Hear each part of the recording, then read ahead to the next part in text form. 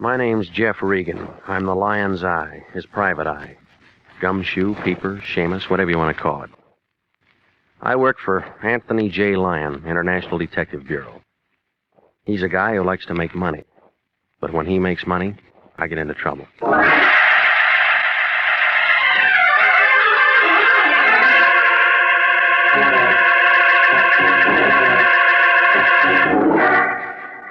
Here's the kind of adventure you've been waiting to hear. Hard-boiled action and mystery as told by Jeff Regan, Investigator.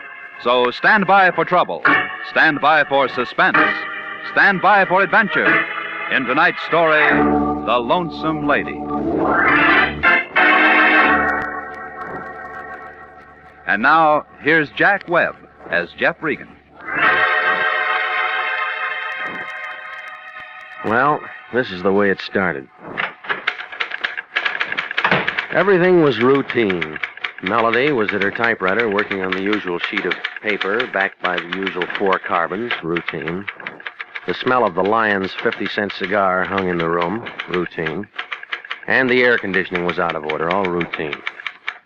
I looked over Melody's shoulder and read the memo. Attention, International Detective Bureau, Anthony J. Lyon, from the American Insurance Company Claims Division. Here you are. Keep the original for yourself and give the others to Mr. Lyon. I guess you're going to be on this. On what? You beautiful thing, you. Huh? Jeff, Jeff, don't do that. Somebody might walk in. Mr. Lyon will tell you all about it. What's the matter? New boyfriend, huh? Now, Jeff. Mr. Lyon's waiting for you. Okay. I'll talk to you later. Regan, ever hear of a guy named John R. Renzo? Nope. A doctor named Maurice Wade? Nope. A French dame named Marie Rochelle Portier? Nope. Should I? Maybe. I don't know yet. It's all routine stuff on that American Insurance Company contract. They want us to do a little work for them. Their claim man came in about an hour ago, all excited about Renzo. He kicked off early this morning. I can't very well meet him. There's a time and a place for wisecracks, and this isn't it. It figures. Renzo kicks off, and the American Insurance Company's going to have to kick in with $35,000 to his beneficiary. And that's Marie Rochelle Portier. No relation. A girlfriend, I guess. It's almost a bank buster for AIC. So you want me to see her? No! It'd be ticklish if it turns out to be legitimate. Now, you better look at the other angles before you see her. If AIC has to pay off to that dame, we might just as well say goodbye to their business. They can't stand much treatment like that. Well, you mean you want me to find a way for him to get out of it? I didn't say that! If it's legitimate, they'll pay. That's nice. What I want you to find out is how a guy carrying $35,000 worth of life insurance winds up croaked in a hotel on Main Street with 2 dimes and 3 pennies sitting on the dresser. It could happen. Sure, it could happen. But you find out why it could happen. Renzo's worth 23 cents alive and $35,000 dead. And the county's going to have to plant him. The insurance company doesn't like it, and I don't like it. How'd he die? Well, the coroner says it was a hard job. Insurance company? Insurance office says Renzo applied for the policy 3 weeks ago. It was approved 10 days ago, and he kicks out today. Everything's fine. On paper. So what am I supposed to do? Find out what isn't fine about what that physical Renzo passed. Now, you can start with the insurance doctor, name him Maurice Wade. And get on him first. And call me if you run into any trouble.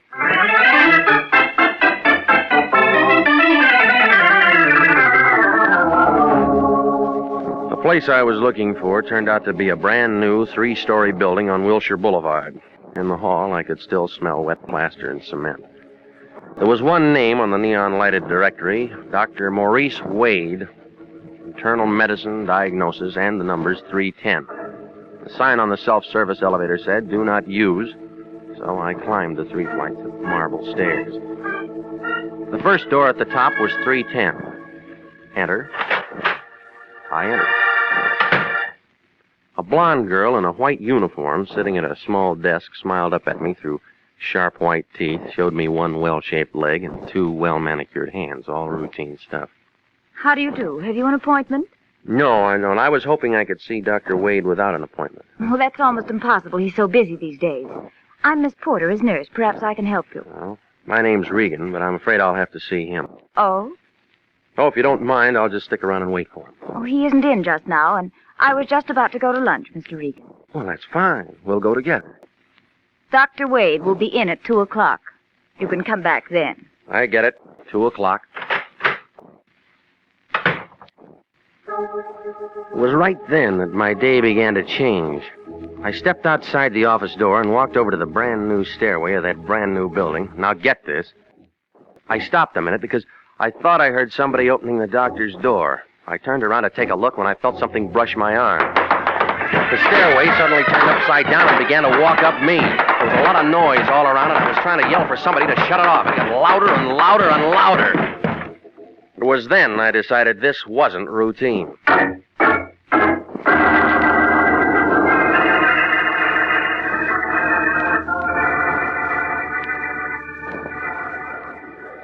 you very much. Thanks for helping me tote him upstairs. He'll be all right now. I'll take care of him. He'll be all right. He'll be all right. I was lying on a leather couch in a white room. A tall, thin man with a hooked nose seemed to be running things. He was waving an arm at a vague crowd of people near the door.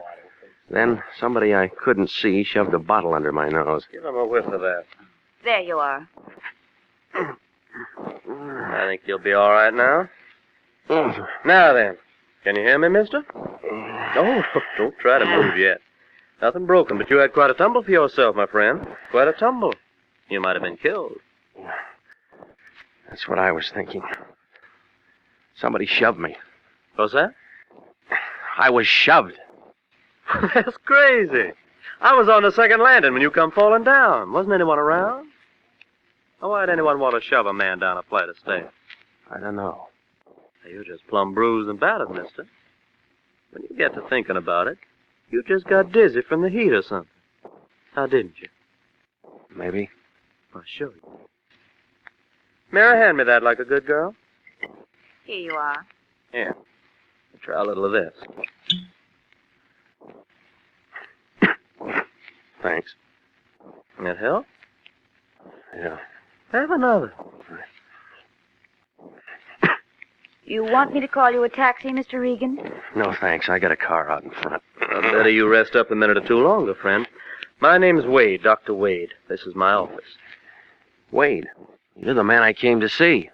Well, I don't believe I know you. You one of my patients? Oh, this is Mr. Regan, Doctor. I explained that you took patients only on appointment. Mm-hmm. Well, as long as you're here, Mr. Regan, what can I do for you? Well, I'm not a patient. I've been retained by the American Insurance Company to investigate a claim concerning a former patient of yours, a man named Renzo. A private investigator. We're checking on a policy that was issued on him. You were the examining doctor. You don't represent the district attorney's office or anything like that? No, I don't. I'm with the International Detective Bureau. You don't have a warrant that says I have to show you my files. No, I don't. But I thought that as long as you were employed by the insurance company and you conducted the examination, that you'd let give me go back my bottle, mister. And then you can get on out of my office. Huh? And get out fast. If I'd have known you was something like that, I wouldn't have drugged you up here in the first place. Now get on out of here before I throw you out. Well, you can see how things stood between Dr. Maurice Wade and me. I walked out of the place with as much dignity as I had left. I had other plans. There were other files to look at and other people in the city I could talk to. Detective Sergeant Salvatore Wendetti, morgue detail, was sitting in his office, chewing on a cold cigar, reading a traffic bureau memorandum on the new liability laws. Well, if it isn't Jeffy the Regan. How are you, Jeff, boy? Haven't seen you in a long time. Pull up a chair. What happened? I fell down a flight of stairs. You ought to be more careful. Lots of people get killed doing things like that, so what can I do for you? Sally, I want you to find out about a man named John R. Renzo for me. He died this morning, and your office is handling it. Renzo. John Renzo. Johnny Renzo. Yeah, sure, we got him in the icebox now. Want to see him? Handle it myself. No, thanks. I know he's dead. What else? Well, never really a bad actor, never really a good one either. Mind you, all the boys in the beat knew him. Why? Come on, tell me some more. Well, he made Lincoln Heights jail about 9 months out of 12 on a vag rap, one thing or another, routine. Vagrancy? Just one of our lazier citizens, so he's dead now, so what's to it? He was insured for $35,000. Oh. Yep, that's what I'm thinking. So somebody's mighty glad to see little Johnny dead. Who gets it? Her name's Marie Rochelle Portier. No relation. A hot time in the old town tonight for her. Mm-mm. Tomorrow night. The insurance company has 24 hours to investigate. Ah, that's what you're doing. All right, Regan, what else? Well, you got the coroner's report? Oh, sure. Right here, came in an hour ago. It was a heart job. You sure? Positive. No one deader than Johnny Renzo. It was bound to happen the way it did sooner or later. Was he an old man? 45, 50, maybe. You can never tell on that kind, but all of us around here knew it. Knew what? That his sticker's been bad for years. Every time he made the heights, it'd give him a soft job. Couldn't take a chance. Hey, look, Sally, are you telling me it was chronic heart condition? I'm telling you, it was a chronic heart condition. Well? Mm-hmm. I need that telephone. Not this one. Only inside calls. Try the one across the street.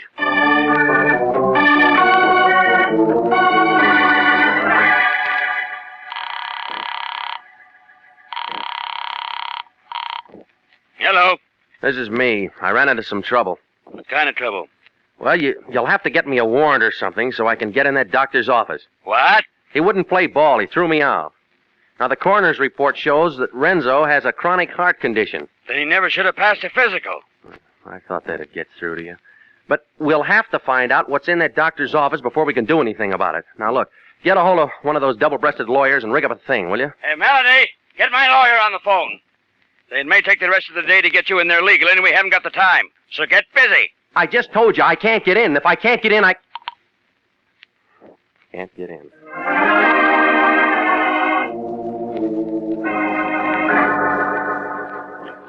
I hung up the phone and stepped out of the booth and crawled into my car.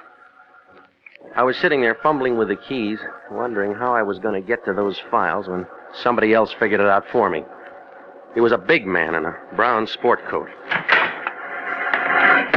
Take it easy, Pilgrim. I just want to talk to you a minute. Well, that's tough, Pilgrim, because I don't want to talk to you. I've had a busy day and I... Oh! I wouldn't try anything like that, Pilgrim. I just got here. I know lots of holes. Come on, this one's just basic. I can tear your arm right off if I have to. Wise up, Seamus. I'm here on business. Yeah? What kind of business? You just been in to see Wendetti? Sure, I've been in to see him. He's a friend of mine. Why the muscle act? Just to make sure you don't start hollering your brains out or something. Let go. Okay, so what'd he say? Ooh! What'd he say about what? You know what. Renzo. Well, the county's gonna bury him. More, Seamus. Keep talking. Only makes sense. He's dead. For good. Oh! More. He died of a heart attack this morning. Somebody gets $35,000 because of it. And you've been seeing people, a doctor, Wendetti. Dame next on your list? Maybe. Oh, is that what you want to know? Yeah. You're a good boy, Regan. Now here's what you want to know. You forget everything you know about anything. You don't say a word to nobody. No one. Understand? No one. Not even your own mother. Just forget it. Right. Now, remember, not a word to anybody. Or else. I wonder if you'd do as good without a gun. Oh! I'll see you later, Pilgrim. Sure you will. Sure you will. But in case we miss connections, and so as you won't forget me, here's something to remember me by. Ooh! So long, Pilgrim.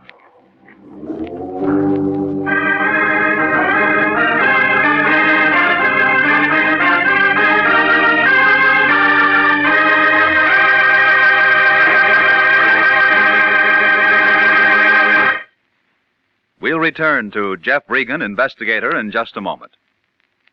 The Army Nurse Corps Reserve still has commissions available. If you're a graduate registered nurse between the ages of 21 and 45, you may be eligible for a commission in the Army Nurse Corps section of the Regular Officers Reserve. Those who meet the high standards and qualify to serve with this fine organization may elect active or inactive status. Nurses requesting inactive status will continue with civilian nursing, but stand ready to serve in time of emergency. In addition, they have the opportunity to take advantage of special training courses. Nurses who request active status enjoy the same pay and privileges as all other officers. Graduate work is provided at the Army's most modern teaching centers, and the nurses obtain educational experiences that benefit them in both civilian and military nursing. Now, if you believe you qualify for a commission in the Army Nurse Corps Reserve, apply to the Adjutant General, Washington 25, D.C. That's the Adjutant General, Washington 25, D.C.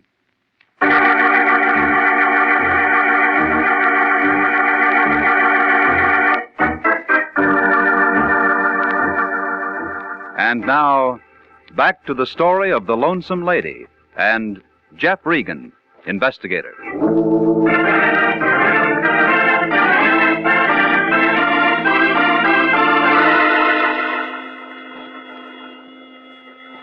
This wasn't routine either. It was brass knuckles, a big man in a brown sport coat in the front seat of my car. I guess I fell onto the horn into my steering wheel. I couldn't seem to sit up straight and get away from the noise.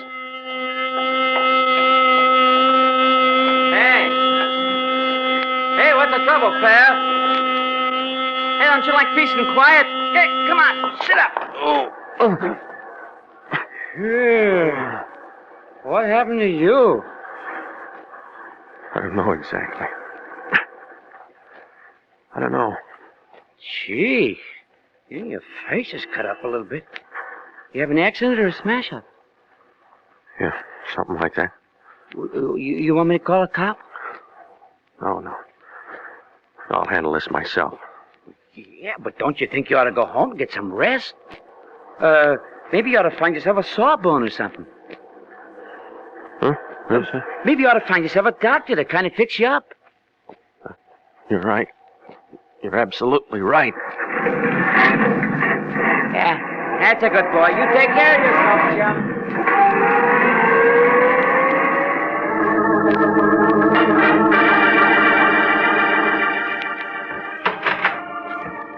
Oh, it's you again. Says doctor on the door, doesn't it? The office is still open, isn't it? Yes, but I thought Dr. Wade told you that he didn't want you here. I heard him, but this is different.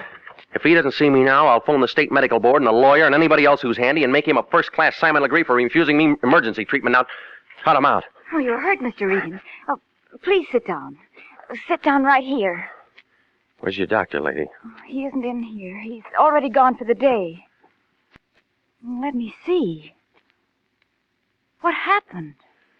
You tell me, lady. I'm just a peaceful citizen looking for a doctor. Sit still. That's a nasty bruise on your forehead.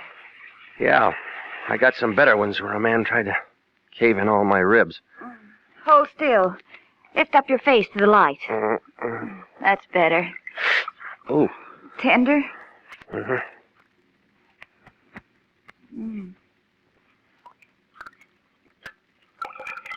First the stairs, now this. You've had quite a day, Mr. Regan. Maybe you ought to quit. Hold that right there. While I touch up this cut on your chin. There. Who'd you say you worked for? International Detective Bureau. I'd resign if I were you. They're working you too hard. What's happened lately isn't exactly routine. What happened lately? Well, I found out that the man who died this morning had a chronic heart condition, and he should have never been insured. Your doctor's in this up to his ears for passing him. Go on. A big man in a brown sport coat doesn't want anybody to look into anything. He's the one who did this. That's right. That should hold you. Thanks. Oh, wait a minute. Where do you live? Huh? Your address. I'm coming over to your place tonight. You are? If what you say is true, my doctor's going to get 5 to 15 in San Quentin for doing a fix on an insurance examination, and I might be dragged into it. And I wouldn't want that to happen. So? So I'm digging up that file and bringing it over to your place, and we'll see what's what. Why not look at it right now? Isn't here. We just moved to this place 3 days ago, and half the stuff is still in the old office. All right. I'll buy that. Try 1720 North Taft, 308. In about 2 hours. Why so long? You need some rest. Besides, your shirt's bloody. Well, what was that name? John R. Renzo, R-E-N-Z-O. All right. You can expect me. Feel better now? Yeah, much better. Oh. You know, you freeze me, lady. Your boss throws me out, you fix me up, you help me. Maybe I wouldn't have fallen down those stairs if you hadn't sent me out to eat alone. Call me Mary if you like. I thought it'd be something like that. Mine's Jeff. I've had a hard day, Mary. I know. But maybe it'll be a better day from now on, Jeff. You know, I had a feeling I was gonna like you.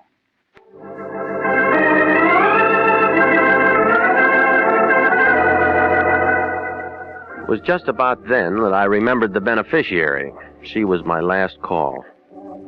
I bucked beach traffic out Wilshire and pulled up in front of the Beverly Hills address Lyon had given me. A row of brass mailboxes on the outside of a 4-unit court told me that Marie Rochelle Portier lived there.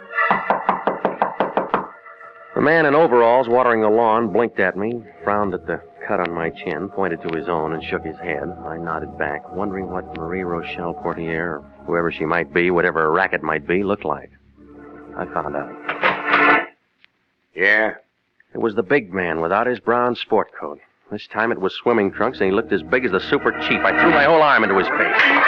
He staggered backwards into the room, trying to get his balance. I let him have another one in the stomach. He was out of condition. One more, and his chin was cut. He went down, taking a lamp, a card table, and a glass of warm lemonade with him. Oh, yeah. It's real good to see you again, Pilgrim. All right, Seamus, all right. You're the champ. Come on, get up, get up. I might have known I was going to find you here. Where's your girlfriend? No, just a minute. I said, where is she? She ain't around. Ain't no one around but me. Honest. Okay, you give it to me. What are you talking about? Oh, I've met citizens like you before. Oh, now come on, make it straight. Oh, all right. Oh, you busted my head. I'll make it straight. Marie's my girlfriend. She calls me today, tells me what you look like. Tells me where you'll be, tells me what to do. I do it.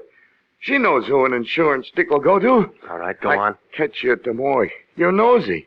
She says to rough you up a little bit, make you forget what you're doing for a while. I find you like she says and do what she says. And, nothing personal in it. What about the doctor? He split with you and her? Ain't no doctor in on it, just me and Marie. How'd she fix it for Renzo to get insured? I don't know. She's got connections. She gets around. Right, smart guy. Come on, spill. Honest. That's it, Seamus. That's all there is to it. We worked it a couple of times before. I don't know how she fixes it, but she does. I do all the heavy work, and we get along fine. Now and then somebody gets excited, and I have to cool them off for a time, but well, that's it. Straight. Honest. Hey, what are you doing? Shut up. Well, now, don't call the cops. Give me a break, will you? Will you shut up?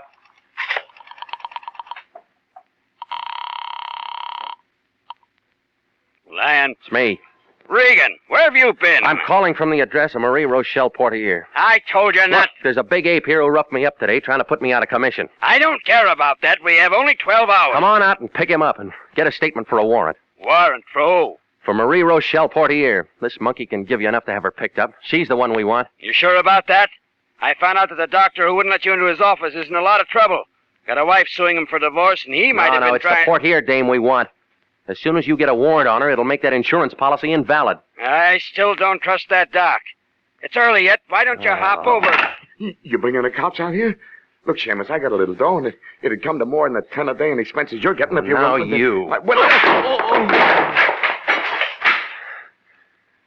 Stay here, Pilgrim. I'm tired. I'm going home.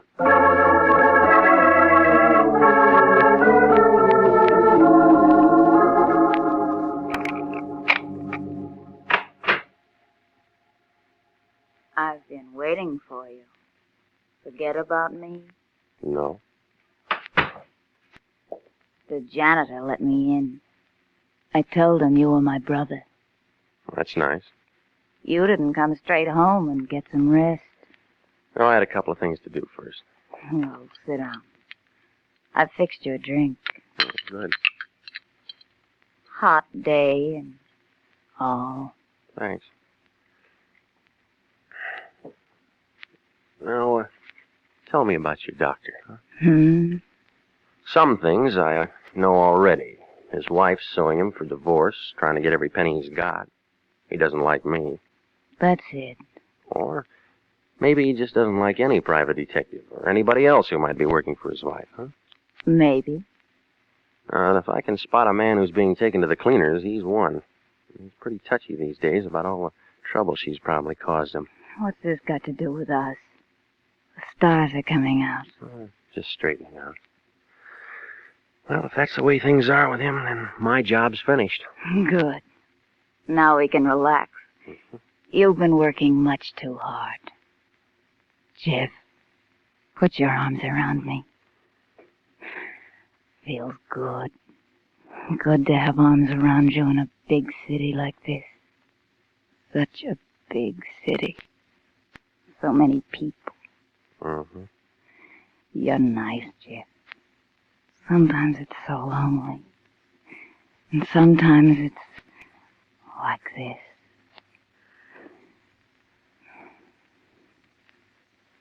Sure. Sure, Marie. Darling. Marie Portier, Mary Porter, it's all the same to me. No, don't reach for it, lady. I took it out of your purse. I know, I tricked you. I've been wanting to trick somebody ever since you shoved me down that flight of stairs this morning, ever since you shagged your big boyfriend on me. I'll kill you. I'll kill you. No, not today you won't. I'm not insured. All right, take it easy. Oh, let me go, Jeff. Let me go, please. You were so lonely in the big city that you just sat down and passed time making out phony medical reports and counting the insurance checks that you collected on bad bets. Oh, please, Jeff. Oh, just let me go, please. So you have me thinking that a doctor's phony when the only thing that's bothering him is a wife and a divorce suit. Oh, Jeff, listen to me. And when I start getting close, you try to scare me off. And when I get really close, you figure to drop over and put on a good act. Oh, Jeff, listen to me. They'll send me to prison. They'll make me grow old and ugly there. Oh, Jeff, please let me go. I'll do anything. Jeff, you can let me go. You can. You will. Oh, please, Lyon. Jeff. It's me again. You got that warrant? Yeah, he Oh, spilled. please. But where are we going to find that dame? Please. She's probably skipped. Oh, no, she's at my place. What? I'll do anything, Look, anything. get somebody over quick, will you? Oh, please. Get him over while she's still here. Please.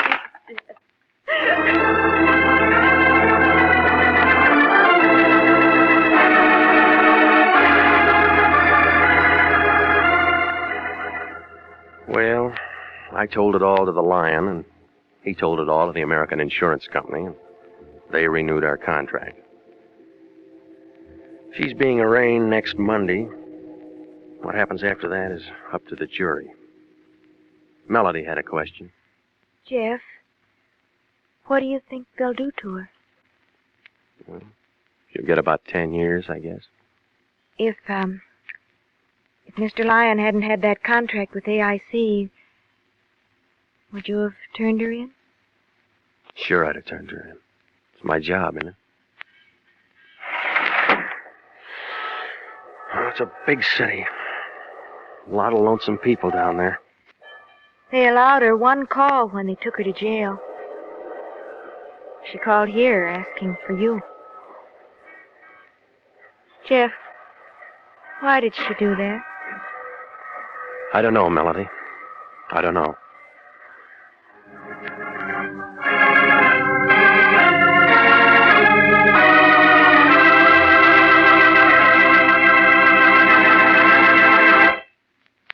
The easiest way to save for the future is to buy United States savings bonds. Your nearest post office, bank, or savings and loan association can accommodate you. Or you can buy bonds on the payroll savings plan. Just ask your employer to start deducting for a bond a month.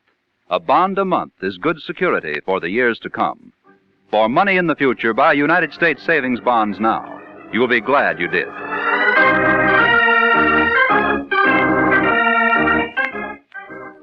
Jack Webb is starred as Jeff Regan, with Wilms Herbert as Anthony J. Lyon. Eve McVeigh was heard as Mary Porter, and Ken Christie as the big man.